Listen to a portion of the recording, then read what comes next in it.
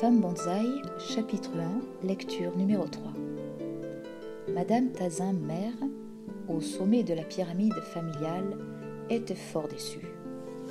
Elle souhaitait impérativement que l'enfant porte le prénom Pierre. Julia resta inflexible sur celui de Rémi.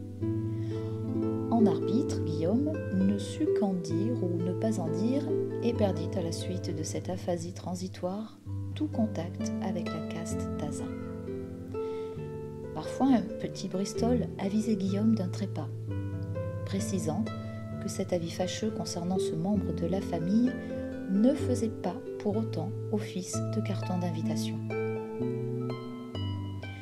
L'un des défunts avait toutefois légué au jeune couple et leur bébé une somme assez confortable pour permettre à Guillaume de poursuivre ses études de journaliste et de faire vivre sa famille durant ce temps. Ce coup de pouce avait également été suffisant pour faire basculer la reine de la pyramide Tazin dans l'autre monde, son cœur n'ayant pas supporté la nouvelle lors de sa lecture testamentaire. Tout était bien au frais. Julia décida, avant d'aller à la salle de bain, d'écouter les messages qui n'en pouvaient plus de s'agiter derrière le voyant rouge de l'appareil. Le premier était de Pauline.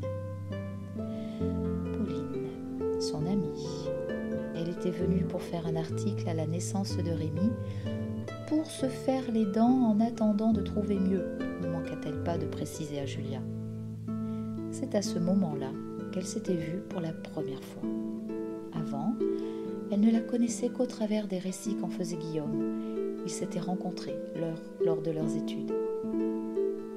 Pauline, si belle dans sa robe parme, ses magnifiques cheveux roux retombant en cascade sur ses épaules, son teint de pêche et les yeux de Pauline où l'on aurait juré que les étoiles habitaient.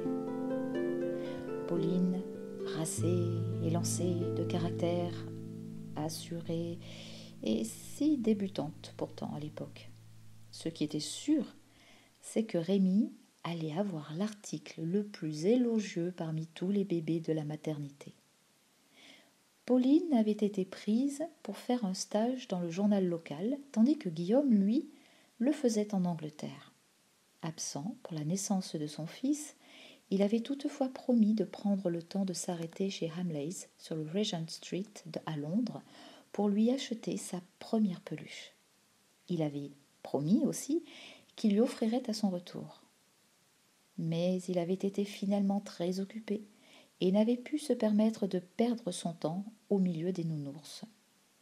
Pauline avait du coup été chargée d'en choisir une à sa place. L'article fut l'occasion de le lui apporter. Rémi devint donc l'heureux acquéreur d'un crocodile en caoutchouc 14 cm, parfaitement bien imité.